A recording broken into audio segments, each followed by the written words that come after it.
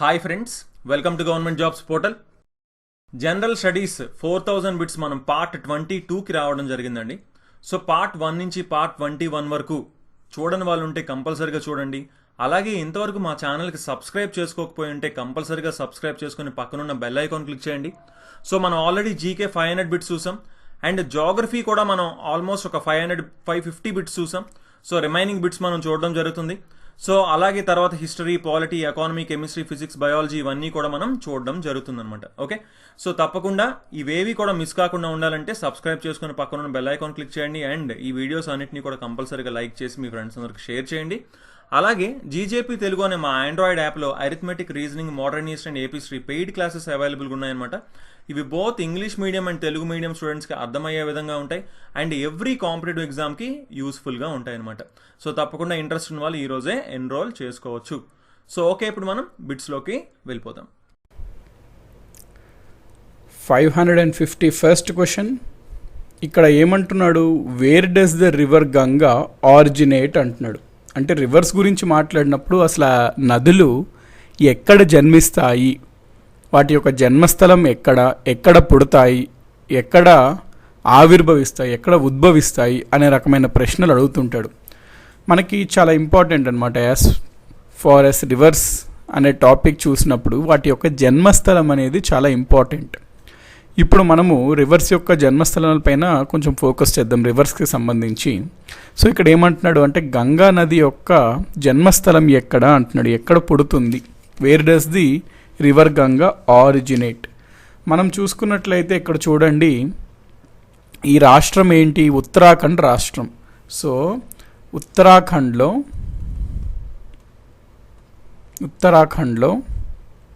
మనకి గంగోత్రి గ్లేషియర్ అని ఉంటుంది. గంగోత్రి గ్లేషియర్. సో ఇక్కడ చూసారు కదా, గంగోత్రి గ్లేషియర్ నుంచి గంగా నది అనేది పుడుతుంది. సో గంగా నది జన్మస్థలం ఎక్కడ అంటే గంగోత్రి గ్లేషియర్ అని చెప్పాలి. ఏ రాష్ట్రం అంటే ఉత్తరాఖండ్ రాష్ట్రంలోని అని చెప్పాలి. Next 552nd question.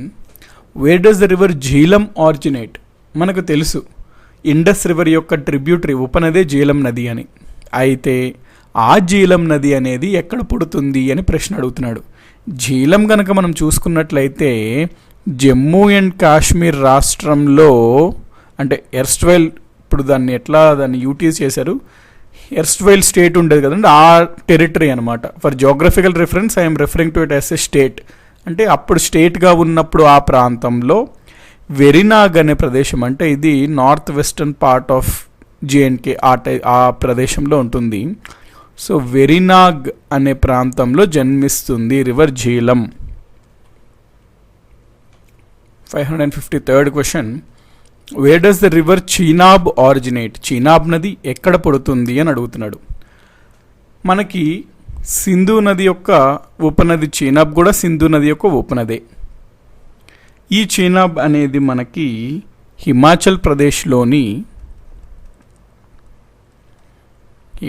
ప్రదేశ్ రాష్ట్రంలోని బారాలచ్చ పాస్ అని ఉంటుందండి. బారాలచ్చ పాస్ దగ్గర పుడుతుంది చీనాబ్ నది.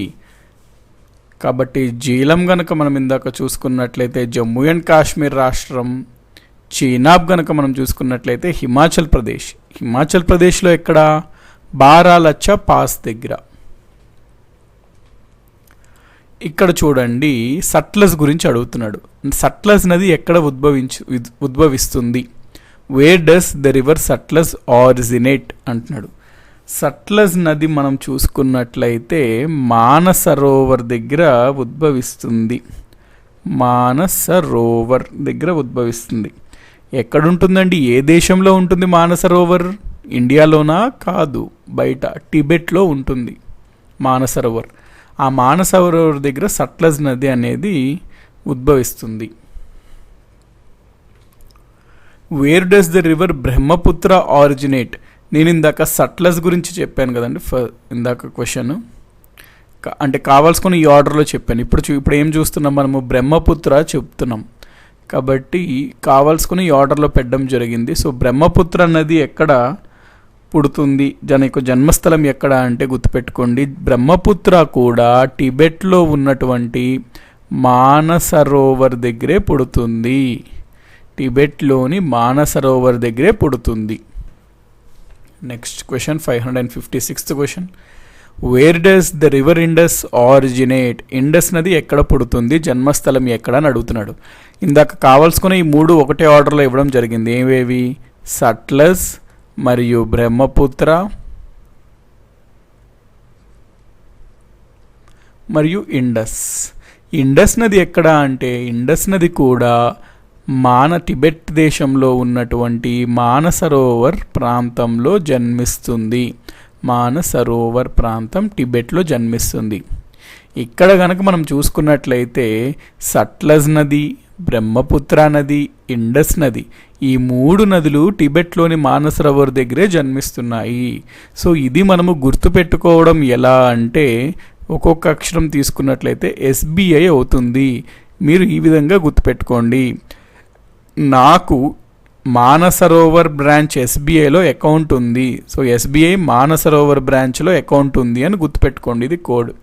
ఎస్బీఐ మానసరోవర్లో అకౌంట్ ఉంది అని గుర్తుపెట్టుకోండి. ఇక్కడ మీరు ఏమని గ్రహించాలి? ఎస్బీఐ మానసరోవర్, ఇది మీరు గుర్తుపెట్టుకోవాలి. ఎస్ అంటే ఏంటి? సట్లస్. బి అంటే ఏంటి? బ్రహ్మపుత్ర. ఐ అంటే ఏంటి? ఇండస్. ఈ మూడు నదులు మానసరోవర్ దగ్గరే జన్మిస్తాయి. ఈ విధంగా మనం చూసుకున్నట్లయితే ఈజీగా ఉంటుంది గుర్తుపెట్టుకోవడం. ఇండివిజువల్ రివర్స్ చదివి సట్లజ్కి మానసరోవర్ అట్లా చదివేదానికన్నా ఈ ఎస్బీఐ మానసరోవర్ అని గుర్తుపెట్టుకోండి, బెటర్ ఉంటుంది గుర్తుంచడానికి. ఇక్కడ మహానది గురించి అడుగుతున్నాడు. Where does the river Mahanadi originate? Mahanadi అన్నటువంటి నది ఎక్కడ పుడుతుంది అంటున్నాడు ప్రశ్న. మహానది కనుక మనం చూసుకున్నట్లయితే ఛత్తీస్గఢ్ రాష్ట్రంలో పుడుతుంది. ఛత్తీస్గఢ్ రాష్ట్రంలో ఎక్కడ అంటే రాయ్పూర్ దగ్గర. రాయ్పూర్లో మరి ఎక్కడ అంటే దండకారణ్య అనే ప్రదేశంలో పుడుతుంది. సో మహానది యొక్క జన్మస్థలం ఎక్కడ అంటే దండకారణ్య. ఎక్కడిది? రాయ్పూర్. రాయ్పూర్ ఏ రాష్ట్రంలో ఉందండి? ఛత్తీస్గఢ్ రాష్ట్రంలో ఉంది. సో దండకారణ్య అనేది మహానది యొక్క జన్మస్థలము. 558th question. Which is the largest and longest river of Odisha అని అడుగుతున్నాడు. మనం ఇందాక ఏ నది గురించి చూసామండి? మహానది గురించి చూసాము.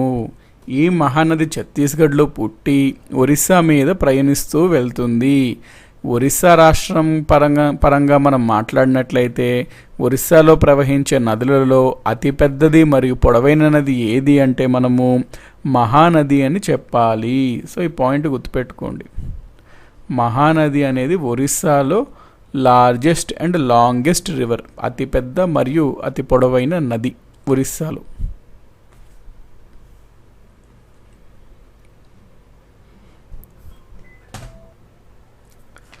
నర్మదా నది ఎక్కడ ఉద్భవించింది అని అడుగుతున్నాడు ఇక్కడ ప్రశ్నలో. సో మనకి నర్మదా నది కనుక మనం చూసినట్లయితే మధ్యప్రదేశ్ రాష్ట్రంలో అమర్కంటక్ పీఠభూమి ఉంటుంది, అమర్కంటక్ ప్లాట్యూ. సో ఆ పీఠభూమి దగ్గర నర్మదా నది జన్మిస్తుంది. సో ఎక్కడండి? అమర్కంటక్ ప్లాట్యూ, అమర్కంటక్ పీఠభూమి.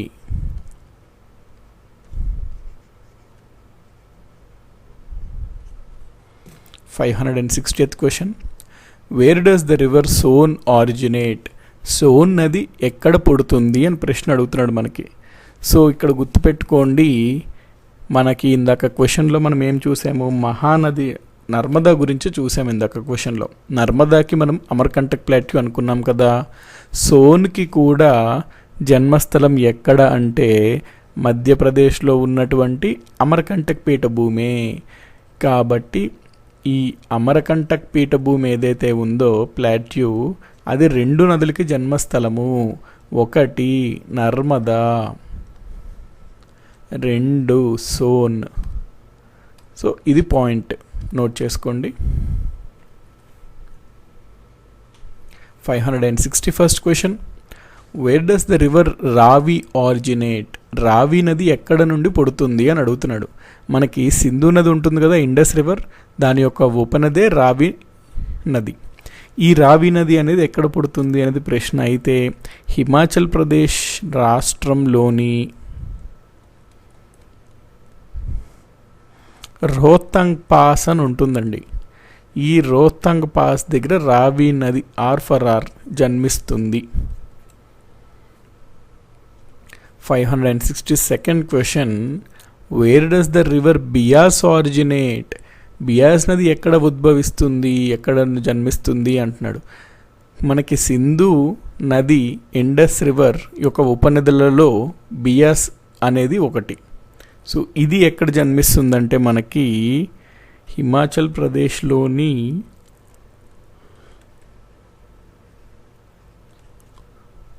రోహ్తంగ్ పాస్. మరి ఇందాక చూసినా మనము రోహ్తంగ్ పాస్ అని అనుకున్నాం కదండి. సో ఇక్కడ అర్థం ఏంటి, హిమాచల్ ప్రదేశ్లోని రోహ్తంగ్ పాస్ అనేది 2 నదులకి జన్మస్థలము. ఒకటి రావి, 2 బియాస్. ఇది నోట్ చేసుకుని point. 563rd question, where does the river Godavari originate, Godavari నది ఎక్కడ పుడుతుంది, జన్మస్థలం ఏమిటి అని ప్రశ్న అడుగుతున్నాడు. సో దక్షిణ భారతదేశంలో కనుక మనం చూసినట్లయితే గోదావరి నది అనేది చాలా ముఖ్యమైన నది. గోదావరి నది యొక్క జన్మస్థలం అడిగినప్పుడు మనకి మహారాష్ట్ర అని అయితే మనకి తెలుసు. ఈ మహారాష్ట్రలో నాసిక్ ప్రాంతంలో జన్మిస్తుంది అనేది కూడా తెలుసు. అయితే ఆ మహారాష్ట్రలో నాసిక్లో ఎక్కడ అంటే త్రయంబకేశ్వర్.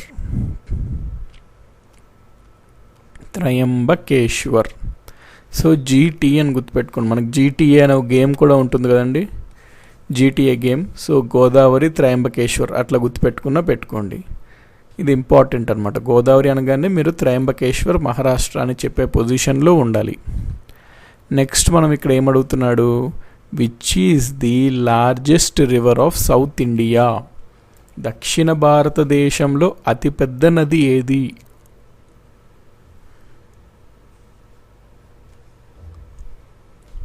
దక్షిణ భారతదేశంలో కనుక చూసుకున్నట్లయితే మహారాష్ట్రలోని త్రయంబకేశ్వర్లో జన్మించి ఆంధ్రాలో పాయలుగా ఎట్లాగా చీలుతుంది, బే ఆఫ్ బెంగాల్ సముద్రంలో కలుస్తుంది, బెంగాల్ సముద్రంలో. ఆ నదే గోదావరి. కాబట్టి గోదావరి నది దక్షిణ భారతదేశంలోనే అతిపెద్ద నది. Next, which river is referred to as south Ganga, ఏ నదిని దక్షిణ గంగా అని పిలుస్తారు? మనకి గంగా ఏ విధంగా అయితే ఉత్తర భారతదేశంలో ప్రసిద్ధిగాంచిందో అదేవిధంగా గోదావరి అనేది దక్షిణ భారతదేశంలో అంతే ప్రసిద్ధిగాంచింది.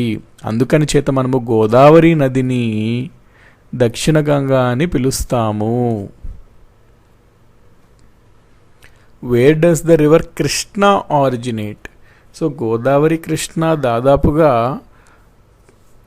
ఒకటే దగ్గరలోనే ఇవి జన్మిస్తాయి, 2 మహారాష్ట్రలోనే జన్మిస్తాయి. అయితే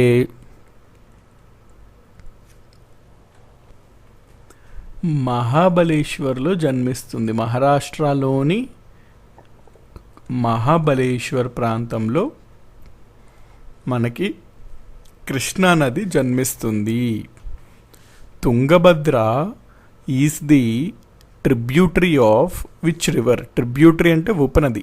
ఏ నదికి తుంగభద్ర అనేది ఉపనది అని అడుగుతున్నాడు ఇక్కడ ప్రశ్న. తుంగభద్ర ఏ నదికి ఉపనది అంటున్నాడు. మనకి కృష్ణా నది ఉంటుంది కదండి, ఆ కృష్ణా నది యొక్క ఉపనదులలో తుంగభద్ర అనేది ఒకటి. సో ఇది చాలా ఎగ్జామినేషన్స్లో అడిగాడు, తుంగభద్ర అనేది ఏ నది యొక్క ఉపనది అని. సో కృష్ణా యొక్క ఉపనది. Wear does the river Kaveri originate అంటున్నాడు. మనకి కావేరీ అనగానే జన్మస్థలం కర్ణాటక అని గుర్తొస్తుంది.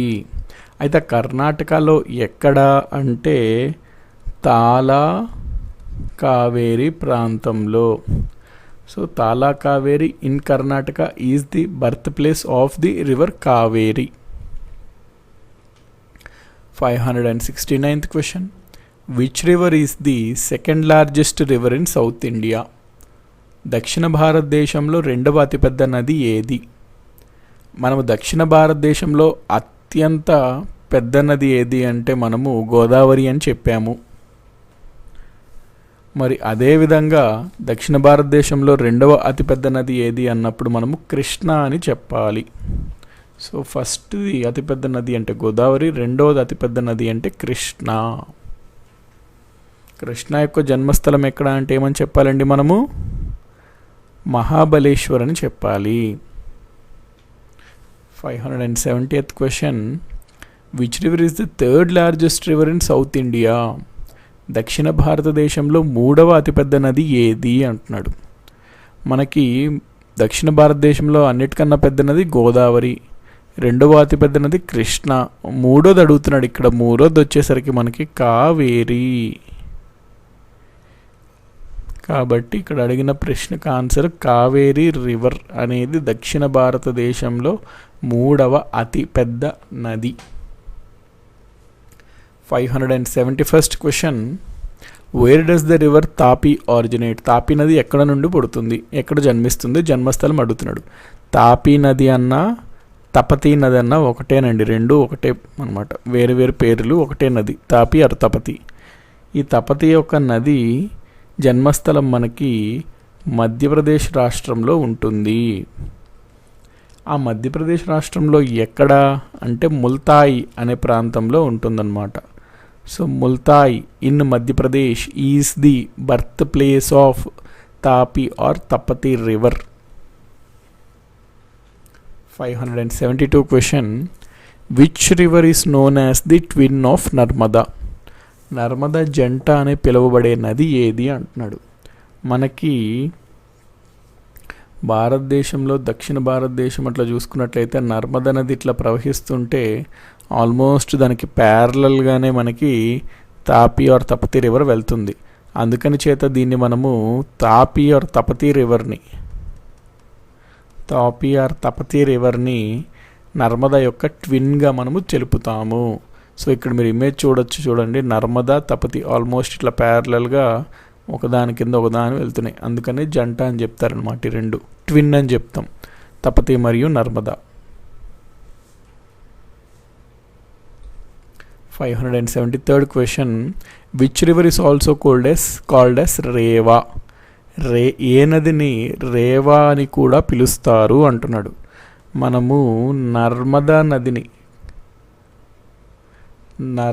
నదిని రేవా అని కూడా పిలుస్తాము, also known as Reva. 574th question. Which river was previously known as Narbada? ఇంతకు ముందు నేర్బుద్దా అని పిలువబడే నది ఏది? మనకి నర్మదా నది, దీన్నే రేవా అని కూడా అంటాము.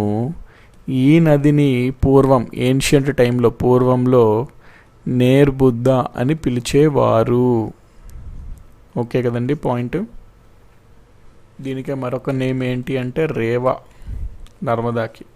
ఇది ప్రాచీన పేరు, ఇది మరొక పేరు. 575th question. Which is the largest west flowing river in India అంటున్నాడు. భారతదేశంలో పశ్చిమాన ప్రవహించే అతిపెద్ద నది ఏది? మనకి భారతదేశంలో చూసుకున్నట్లయితే, ముఖ్యంగా దక్షిణ భారతదేశంలో కనుక చూసుకున్నట్లయితే చాలా నదులు మనకి తూర్పు వైపు ప్రవహించి బెంగాల్ సముద్రంలో కలుస్తాయి, బే ఆఫ్ బెంగాల్లో కలుస్తాయి. అయితే కొన్ని నదులు మాత్రం పశ్చిమాన ప్రవహించి అరేబియన్ సముద్రంలో కలవడం జరుగుతుంటుంది, అరేబియన్ సీ. ఈ నదుల్ని మనము, ఏ నదులైతే తూర్పు ప్రవహించి బెంగాల్లో కలుస్తాయో వాటిని తూర్పు ప్రవహించే నదులు అంటాం, ఈస్ట్ ఫ్లోయింగ్ రివర్స్ అంటాం. ఏ నదులైతే పశ్చిమాన ప్రవహించి అరేబియన్ సముద్రంలో కలుస్తాయో వాటిని మనము వెస్ట్ ఫ్లోయింగ్ రివర్స్ అంటాం. అయితే ఈ విధంగా వెస్ట్ ఫ్లో అయిన రివర్స్లో అన్నిటికన్నా పెద్ద నది ఏది అని అడుగుతున్నాడు ప్రశ్న. అప్పుడు మనం ఆన్సర్ ఏం చెప్పాలి? నర్మదా నది అనేది పశ్చిమాన ప్రవహించే నదులలో అతి పెద్దది అని చెప్పాలి.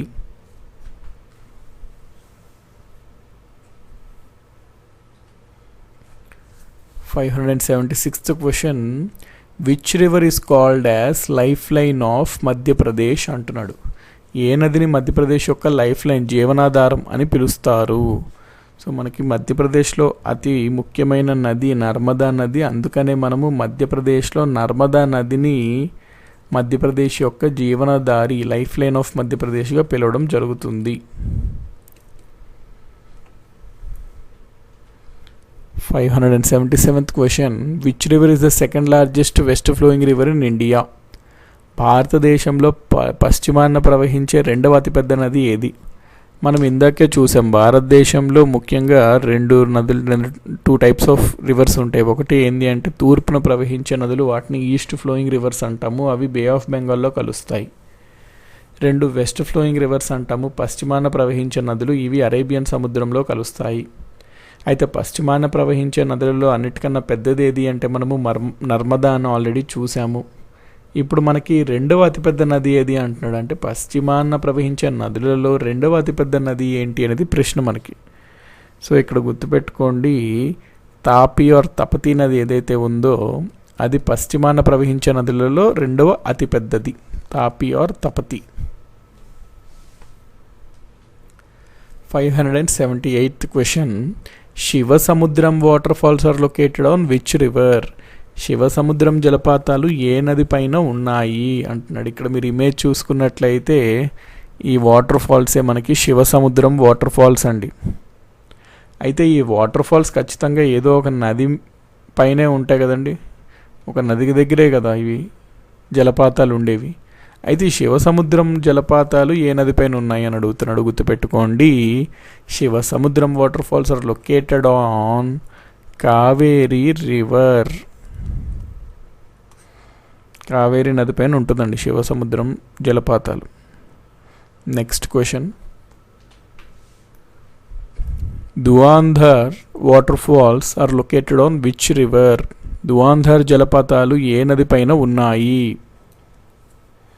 సో దువాంధర్ వాటర్ ఫాల్స్ వచ్చేసరికి అండి మనకి నర్మదా నది పైన ఉంటాయి. సో ఇక్కడ చూసారు కదండి, ఇక్కడ ఒక రివర్ ఉంది, ఆ రివరే నర్మదా నది అనమాట. ఆ నర్మదా నది దగ్గర ఈ జలపాతాలు అయినటువంటి దువాంధర్ జలపాతాలు ఉన్నాయి. సో నర్మదా నది పైన దువాంధర్ జలపాతాలు ఉన్నాయి. 580th question, Narmada and Tapti rivers drain into which sea? Narmada Tapti నదులు ఏ సముద్రంలో కలుస్తాయి అంటున్నాడు. నేను మీకు ఇందాకే ఏమని చెప్పానండి, మన భారతదేశంలో గనక చూసుకున్నట్లయితే టూ టైప్స్ ఆఫ్ రివర్స్ ఉంటాయి. ఒకటి తూర్పును ప్రవహించి బే ఆఫ్ బెంగాల్లో కలిస్తే వాటిని ఈస్ట్ ఫ్లోయింగ్ రివర్స్ అంటాము. రెండో రకం ఏంటి అంటే పశ్చిమాన ప్రవహించి అరేబియన్ సముద్రంలో కలుస్తాయి, వీటిని మనము వెస్ట్ ఫ్లోయింగ్ రివర్స్ అంటాము. అయితే ఈ వెస్ట్ ఫ్లోయింగ్ రివర్స్లో ఎగ్జాంపుల్స్లో మనము నర్మదా అండ్ తపతీగా చెప్పచ్చు. ఈ నర్మదా అండ్ తపతీ ఒకదాని, తపతీ వచ్చేసరికి నర్మదా కిందే వెళ్తుంటుంది ప్యారలల్గా, కాబట్టి మనము నర్మదా యొక్క ట్విన్గా పేర్కొంటాము తప్పి ఆర్ తపతీ రివర్ని. ఈ రెండు వెస్ట్ ఫ్లోయింగ్ రివర్సే. మనం వెస్ట్ ఫ్లోయింగ్ రివర్స్ పశ్చిమాన ప్రవహించే నదుల్లో అతిపెద్ద నది ఏది అంటే నర్మదా అనుకున్నాము. పశ్చిమాన ప్రవహించే నదులలో రెండవ అతిపెద్ద నది ఏది అంటే తపతీ అనుకున్నాము ఇందాకనే. సో ఈ నర్మదా తపతీ నదులు ఏ సముద్రంలో కలుస్తాయి అంటే వెస్ట్ ఫ్లోయింగ్ రివర్స్ పశ్చిమాన ప్రవహించే నదులు, కాబట్టి ఇవి అరేబియన్ సీలో కలుస్తాయి. ఓకేగా అండి points. 581st question, Rockies mountains is in which continent? Rockies పర్వతాలు ఏ ఖండంలో ఉన్నాయి అంటున్నాడు. ఇక్కడ మీరు ఇమేజ్లో చూసుకున్నట్లయితే చాలా బ్యూటిఫుల్ సీనిక్గా ఉంది చూడండి. అక్కడ మనకి కనబడుతున్న మౌంటైన్సే రాకీస్ మౌంటైన్స్ అన్నమాట. మనకి యుఎస్ఏ నార్త్ అమెరికాలోని రాకీస్ మౌంటైన్స్ అనేది ఉండడం జరుగుతుంది. సో ఉత్తర అమెరికా అనేది correct answer. 582nd question, Pyrenees mountain is in which continent? Pyrenees పర్వతాలు ఏ ఖండంలో ఉంటాయి అనే ప్రశ్న అడుగుతున్నాడు. ఎస్, పైరిన్స్ మౌంటైన్స్ కనుక మనం చూసుకున్నట్లయితే యూరప్ ఖండంలో ఉంటాయి. ఈ పైరిన్స్ మౌంటైన్స్ అనేది సహజ సరిహద్దుగా ప్రవర్తిస్తుంది రెండు దేశాలకి. ఏ రెండు దేశాలకి అంటే ఫ్రాన్స్కు మరియు స్పెయిన్కు. సో ఫ్రాన్స్ అండ్ స్పెయిన్కు న్యాచురల్ బార్డర్గా వ్యవహరిస్తుంది పైరీస్ మౌంటైన్స్. సో ఎక్కడ ఉంటుంది ఖండంలో అంటే యూరోప్లో ఉంటుంది. ఇక్కడ మీరు ఇమేజ్ చూసుకున్నట్లయితే ఇది ఉంది చూడండి, ఇక్కడ ఈ పార్ట్ ఉంది కదా, ఈ పార్ట్ అంతా మనకి పైరీస్ మౌంటైన్స్, దానిపైన ఫ్రాన్స్ ఉంటుంది, దాని కింద స్పెయిన్ ఉంటుంది. సో ఈ రెండు దేశాల యొక్క సహజ సరిహద్దు, న్యాచురల్ బార్డర్ అనమాట Pyrenees mountains. 583rd question, Black Sea is a sea in. Black Sea అనేది సముద్రం ఎక్కడ ఉంటుంది అనే ప్రశ్న అడిగాడు. మనకి యూరప్ కనుక చూసుకున్నట్లయితే దాదాపుగా ఈ ప్రాంతంలో అట్లా చూసుకున్నట్లయితే బ్లాక్ సీ అనేది ఉంటుంది. కాబట్టి ఇది ఏమవుతుంది, సౌత్ ఈస్టర్న్ యూరప్ అవుతుంది. సౌత్ ఈస్టర్న్ యూరప్ అవుతుంది. కాబట్టి సౌత్ ఈస్టర్న్ యూరప్లో మనకి బ్లాక్ సీ అనేది ఉంటుంది. ఈ బ్లాక్ సీని బ్లాక్ సీగా ఎందుకు పిలుస్తున్నారు అంటే ఈ సముద్రాలలో ఉరుములు, వర్షాలు అనేవి ఎక్కువ ఉండడంతో ఈ ప్రయాణించే నావికులు వాళ్ళు ఉండేవారు కదండి, వాళ్ళు ఇప్పుడు ఎప్పుడన్నా మనకి వాతావరణం ఉరుములు వాన అట్లా తయారైతే అక్కడ ఒక చీకటిగా తయారవుతుంది అక్కడ ప్రదేశం మొత్తం, అంటే బ్లాక్గా తయారవుతుంది. అందుకని అప్పుడు ఆ నదిని బ్లాక్ సీ అని పిలుస్తుంటారు అన్నమాట.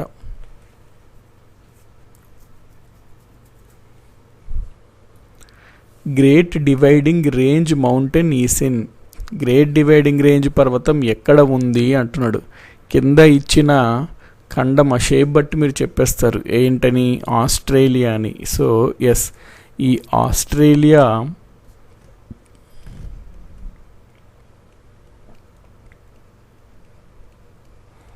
లోని ఈ ఉత్తరప్రదేశం కనుక చూసుకున్నట్లయితే ఈస్టర్న్ ఇట్లా ప్రవహిస్తూ ఉంటుంది. దీన్నే మనము గ్రేట్ డివైడింగ్ రేంజ్ అని అంటాము. అంటే ఇది ఒక పర్వత శ్రేణి.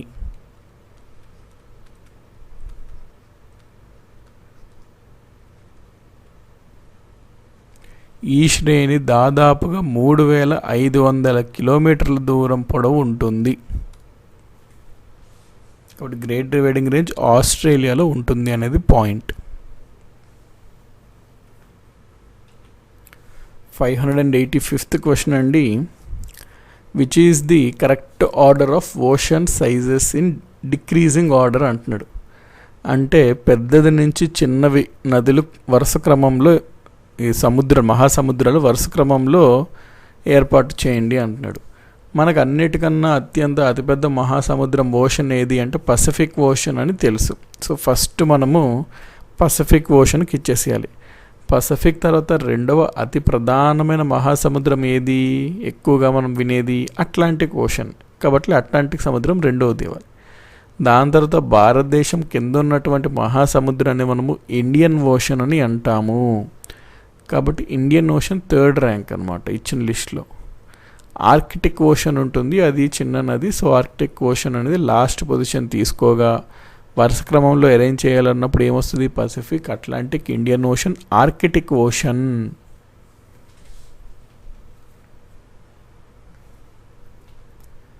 (586th question), what is the depth of Mariana Trench. Mariana కందకం యొక్క లోతు ఏమిటి అంటున్నాడు.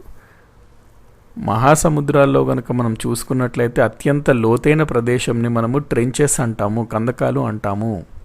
పసిఫిక్ మహాసముద్రంలో ఉన్న అత్యధిక లోతైన ప్రదేశంని మనము మారియానా ట్రెంచ్ అంటాము. మారియానా కందకం ఏ మహాసముద్రంలో ఉంది అంటే పసిఫిక్ మహాసముద్రంలో ఉంది. దీని యొక్క లోతు ఎంత అన్నది మనకి ఇక్కడ ప్రశ్న అడుగుతున్నాడు. సో మరియానా ట్రెంచ్ యొక్క లోతు 10,994 మీటర్లు. అందుకనే టెక్స్ట్ బుక్స్లో దాదాపుగా 11 కిలోమీటర్స్ లోతు ఉంటుంది అని ఇస్తాడు. అంటే 6 కిలోమీటర్లు తక్కువ అన్నమాట. 11 కిలోమీటర్స్ ఇక్కడ మీటర్స్లో ఇచ్చాడు కాబట్టి 10,994 మీటర్స్. ఒక 6 మీటర్లు తక్కువ అంతే 11 కిలోమీటర్స్. సో దాదాపుగా 11 కిలోమీటర్స్ అన్నమాట.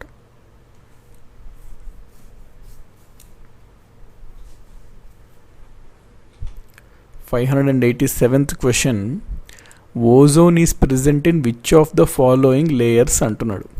మనకి ఓజోన్ పొర ఉంటుంది కదండి, మన వాతావరణంలోని ఏ లేయర్లో ఓజోన్ అనేది విస్తరించి ఉంటుంది అని ప్రశ్న అడుగుతున్నాడు ఇక్కడ.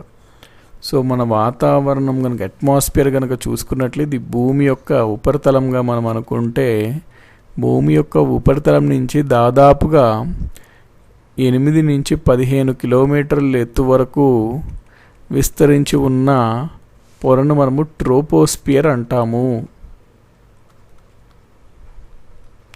ట్రోపోస్పియర్ పైన ఉన్నటువంటి పొరనే స్ట్రాటోస్పియర్ అంటాము.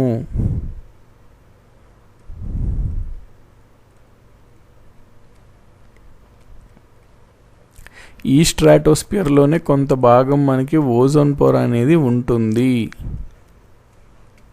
సో ఓజోన్ పొర ఎక్కడ ఉంటుంది అంటే స్ట్రాటోస్పియర్లో ఉంటుంది.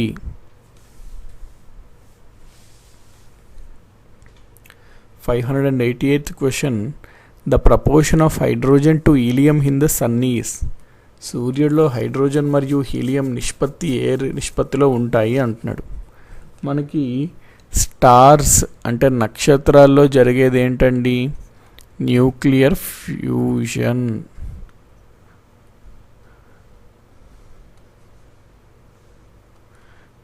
సో సన్లో కనుక మనం చూసుకున్నట్లయితే హైడ్రోజన్ స్టేజ్లో ఉంది న్యూక్లియర్ ఫ్యూజన్. హైడ్రోజన్ స్టేజ్ అంటే ఏంటి? 2 హైడ్రోజన్ యాటమ్స్ కలిపి ఒక హీలియం యాటమ్గా తయారవుతుంది సన్లో కనుక చూసుకున్నట్లయితే. సో ప్రథమంగా సన్లో హైడ్రోజన్ ఉంటుంది. ఈ హైడ్రోజన్తో జరిగే న్యూక్లియర్ ఫ్యూజన్లో హీలియం కూడా తయారవుతుంది. అయితే రెండింటి యొక్క నిష్పత్తి ఎంత అడుగుతున్నాడు. సన్లో హైడ్రోజన్ 3 వంతులు ఉంటే హీలియం 1 వంతు ఉంటుంది. కాబట్టి 3:1 అనేది కరెక్ట్ ఆన్సర్. రేపొద్దున్న పర్సంటేజెస్లో అడిగితే 75% 25% అనేది మీరు ఆన్సర్ చేయాలి.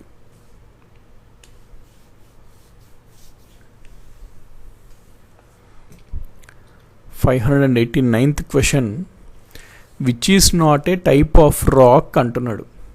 సో కింద ఇచ్చిన వాటిలో శిలల యొక్క రకం కానిది ఏది అంటున్నాడు. మనకి రాక్స్ శిలలు గనక చూసుకున్నట్లయితే 3 రకాలండి. ఒకటి ఇగ్నియస్ రాక్స్, 2 సెడిమెంటరీ రాక్స్,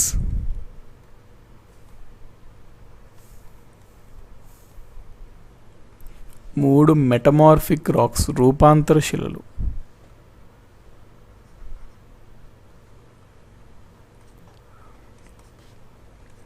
భూమి లోపల ఉన్నటువంటి ద్రవ రూపంలో ఉన్న మాగ్మా చల్లారి శిలగా ఏర్పడితే వాటిని మనం ఇగ్నియస్ రాక్స్ అంటాము. వీటినే మనము ప్రైమరీ రాక్స్ అని కూడా అంటాం, ప్రథమైన శిలలు అని. నెక్స్ట్ సెడిమెంట్స్ ద్వారా రాక్ ఏర్పడితే వాటిని మనము సెడిమెంటరీ రాక్స్ అంటాము. ఈ ఇగ్నియస్ రాక్ అయినా లేకపోతే సెడిమెంటరీ రాక్ అయినా హై టెంపరేచర్ మరియు హై ప్రెషర్ అనేది ఇస్తే వేరే శిలలుగా తయారవుతాయి. అట్లా ఏర్పడిన శిలల్ని మనము మెటమార్ఫిక్ రాక్స్ అని అంటాము. కాబట్టి ఈ 3 రకాలైన రాక్స్ ఉన్నాయి. కింద ఇచ్చిన వాటిలో ఇగ్నియస్ రాక్స్ ఉంటాయి, సెడిమెంటరీ ఉంటాయి, మెటమార్ఫిక్ ఉంటాయి. ఈ సెడోమార్ఫిక్ అనేది ఉండదు. కాబట్టి ఏది శిలల్లో వర్గీకరణలో ఉండదు అంటే ఇది ఉండదు. ఈ 3 ఉంటాయి.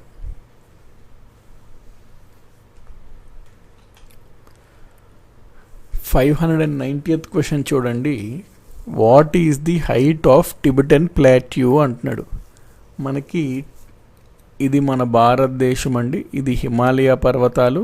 ఇక్కడ ఒక పీఠభూమి ఉంది చూడండి. అంటే కొంత ఎత్తులో ఉండి ఒక టేబుల్ లాగా ఇట్లా ఉండి మళ్ళీ దిగుతుంది.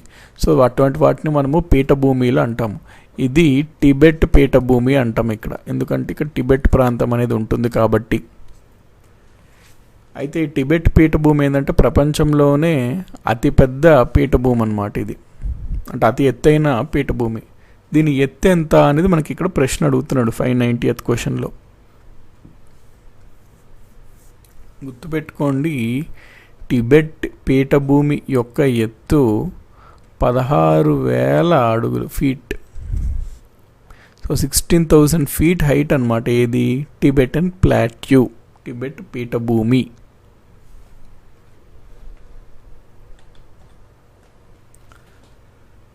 (591st question). In terms of area, India is dash largest area in the world అంటున్నాడు. అంటే వైశాల్యం ప్రకారం భారతదేశం ప్రపంచంలో ఎన్నవ అతిపెద్ద ప్రాంతం అంటున్నాడు. అంటే మనం దేశాల పరంగా మాట్లాడుకున్నప్పుడు ఏరియా వైజ్ చూసినట్లయితే, అంటే భూభాగం ప్రకారం చూసినట్లయితే భారతదేశం వచ్చేసరికి మనకి 7th లార్జెస్ట్ అన్నమాట. అంటే 7వ పొజిషన్లో ఉంటుంది భూభాగం పరంగా మాట్లాడినది. అదే జనాభా పరంగా మాట్లాడినట్లయితే భారతదేశం అనేది 2వ అతిపెద్ద జనాభా కలిగిన దేశం.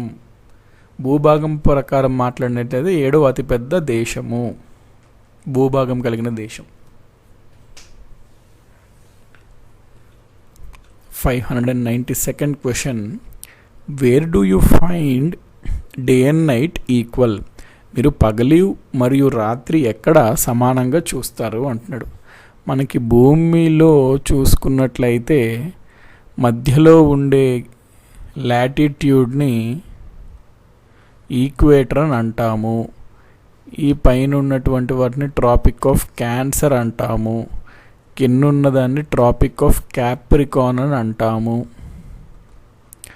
అయితే మనకి ఎగ్జాక్ట్గా ఈక్వేటర్ దగ్గర చూసుకున్నట్లయితే భూమధ్య రేఖ దగ్గర పగలు 12 గంటలు ఉంటుంది ఒక రోజులో, రాత్రి 12 గంటలు ఉంటుంది.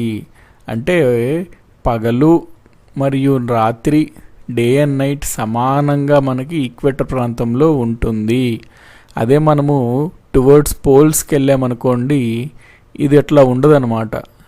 అంటే డే అండ్ నైట్ ఈక్వల్గా ఉండదు, 12 గంటలుగా అట్లా ఉండదు. ఇద్దరు డే అన్నా ఎక్కువగా ఉండడం జరుగుతుంది, లేదా నైట్ అన్నా ఎక్కువగా ఉండడం జరుగుతుంది, డిపెండింగ్ అపాన్ ది సీజన్ అనమాట, సన్ ఎక్కడ ఉంది అనే దాన్ని బట్టి. కాబట్టి మనకి ఇక్కడ ప్రశ్న ఏమడుగుతున్నాడు, పగలు మరియు రాత్రి ఎక్కడ సమానంగా ఉంటుంది అంటే మనము భూమధ్య రేఖ దగ్గర అని చెప్పాలి. అంటే ఎట్ ద ఈక్వేటర్, భూమధ్య రేఖ వద్ద.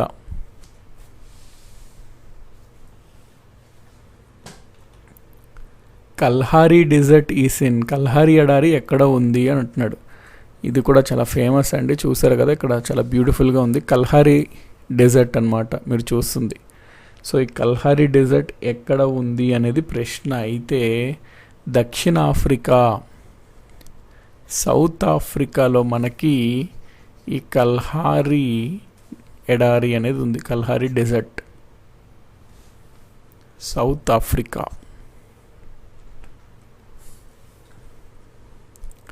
Which is the longest continental mountain range in the world అంటున్నాడండి. అంటే ఇక్కడ ప్రపంచంలో అతి పొడవైన ఖండాంతర పర్వత శ్రేణి ఏది అంటున్నాడు. అంటే కాంటినెంటల్ మౌంటైన్ అంటే అర్థం ఏంటి అంటే, ఇప్పుడు మన భూమి కనుక చూసుకున్నట్లయితే ఖండాలు ఉంటాయి. అంటే ఇట్లా భూమి ప్రదేశాలు, ఖండాలు, కాంటినెంట్స్, ల్యాండ్, సముద్రాలు ఉంటాయి. సముద్రాల్లో కనుక మనం చూసుకున్నట్లయితే సముద్రం అంతర్భాగంలో, సముద్రం కింద సముద్రాంతర్గత రిడ్జ్లు అని ఉంటాయి. మిడ్ ఓషానిక్ రిడ్జెస్ అంటాం, సముద్రాంతర్గత రిడ్జ్లు. సో అవి మనకి చాలా పెద్దది ఉంటుంది. For example mid Atlantic ocean ridge అట్లాంటివి చాలా పెద్దగా ఉంటుంది. అందుకే సముద్రం పరంగా మనం ఇక్కడ మాట్లాడట్లేదు, ఖండం పైన అంటే భూభాగం పైన ఉన్నదే మాట్లాడుతున్నాడు. అందుకని ఇక్కడ కాంటినెంటల్ మౌంటైన్ రేంజ్ అంటున్నాడు, ఖండాంతర పర్వత శ్రేణి. సో భూభాగం పైన ఉన్నటువంటి పర్వత శ్రేణుల పరంగా మనం మాట్లాడినట్లయితే మన ప్రపంచంలో ఏది అతి పొడవైనది, లాంగెస్ట్ ఏది, లాంగెస్ట్ అంటే పొడవు పరంగా మనము అన్నిటికన్నా పొడవైనది ఏది, ఎక్కడ ఉంది అని అడుగుతున్నాడు. మనకి ఇక్కడ చూసినట్లయితే ఇది ఏ ఖండం అంటే ఏ కాంటినెంట్ ఇది చూడగానే, షేప్ చూడగానే మనకు అర్థమైపోతుంది. This belongs to south America అని. ఈ సౌత్ అమెరికా ఖండంలోని మనకి వెస్టర్న్ పార్ట్, పశ్చిమాన, టోటల్ మొత్తం పశ్చిమ తీరం అంతా మనకి ఒక పర్వత శ్రేణి విస్తరిస్తూ ఉంటుంది. చూసారు కదా ఎంత పొడవైనదో ఇది. దీనిని మనము యాండీస్ మౌంటైన్ రేంజెస్ అంటాము. యాండీస్ పర్వత శ్రేణి, యాండీస్ మౌంటైన్ రేంజెస్, యాండీస్ పర్వత శ్రేణి. ఇది ప్రపంచంలోనే అత్యంత పొడవైన ఖండాంతర పర్వత శ్రేణి, longest continental mountain range in the world.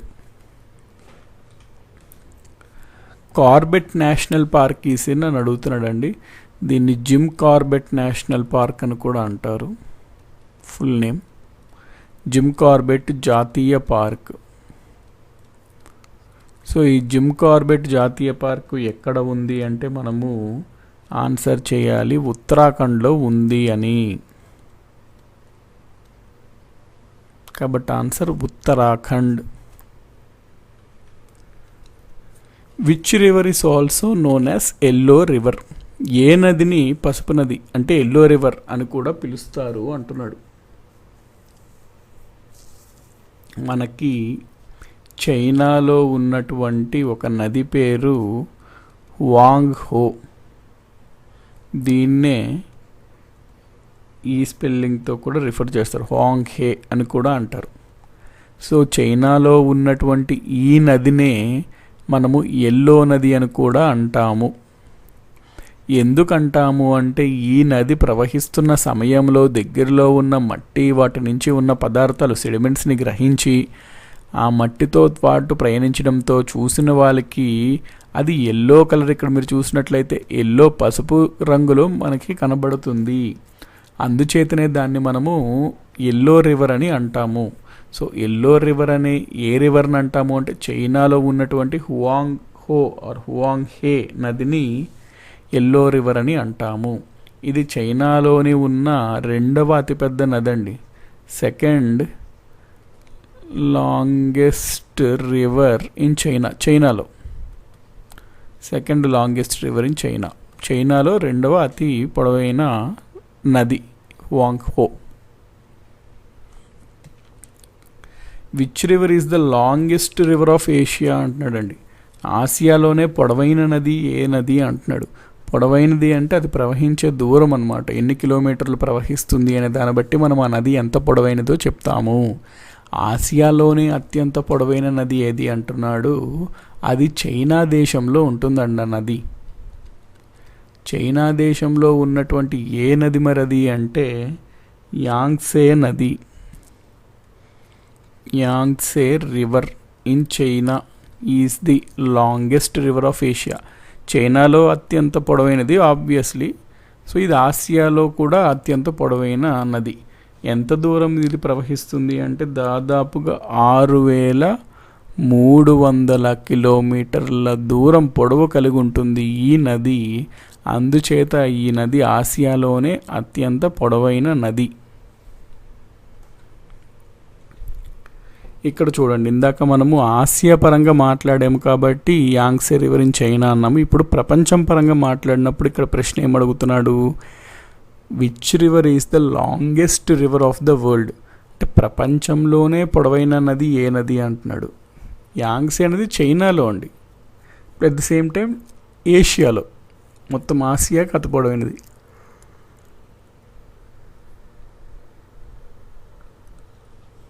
ఇక్కడ ప్రపంచంలోనే అంటున్నాడు. సో మొత్తం వరల్డ్లో కనుక మనం చూసుకున్నట్లయితే నైల్ నది ఉంటుంది, Nile river. So Nile river అనేది ప్రపంచంలోనే అతి పొడవైన నది. మరి ఇది ఎంత దూరము? ఆ యాంగ్సే రివర్ కన్నా కొంచెం ఎక్కువ అనమాట, అంటే 6650 కిలోమీటర్లు నైల్ నది. కాబట్టి స్టాండర్డ్ అండి ఇది కూడా క్వశ్చన్. ప్రపంచంలోనే అత్యంత పొడవైన నది ఏది అంటే నైల్ అని మీరు షూర్ షార్ట్గా ఆన్సర్ చేయాలి. 599th question, the Salal project is on which river? Salal project ఏ నది పైన ఉంది అని ప్రశ్న అడుగుతున్నాడు. మనకి ఈ సలాల్ ప్రాజెక్ట్ అనేది ఒక హైడ్రో ఎలక్ట్రిసిటీ ప్రాజెక్ట్, అంటే నీళ్ళ ద్వారా డ్యామ్ అండి. ఇది నీళ్ళ ద్వారా విద్యుత్ని తయారు చేస్తుంది, ఉత్పత్తి జరుగుతుంది. అటువంటి వాటిని హైడ్రో ఎలక్ట్రిక్ ప్రాజెక్ట్స్ అని అంటాము. సో ఈ సలాల్ ప్రాజెక్ట్ ఏ నది పైన ఉంది అనేది ప్రశ్న. ఈ సలాల్ అనేది చీనాబ్ నది పైన ఉంది. అయితే ఏ రాష్ట్రంలో ఉంది? మనకి జమ్మూ అండ్ కాశ్మీర్ రాష్ట్రంలో కనుక చూసుకున్నట్లయితే చీనాబ్ నది వెళ్తుంది. ఆ రాష్ట్రంలో చీనాబ్ నది పైన ఈ సలాల్ ప్రాజెక్ట్ అనేది ఉంది.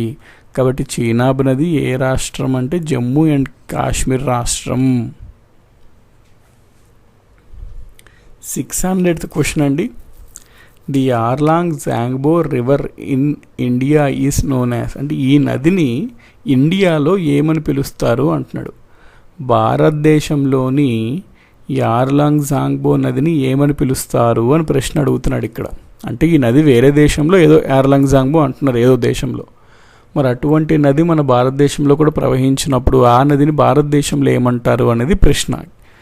ఇక్కడ మనం చూసినట్లయితే టిబెట్ ప్రాంతంలో ఈ నది జన్మించి, మానసరోవర్ ప్రాంతంలో ఈ నది జన్మించి వెళ్తుంది. ఆ టిబెట్లో దీన్ని యార్లాంగ్ జాంగ్పో అంటారు, లేదా యార్లాంగ్ సాంగ్పో అని కూడా అంటారు.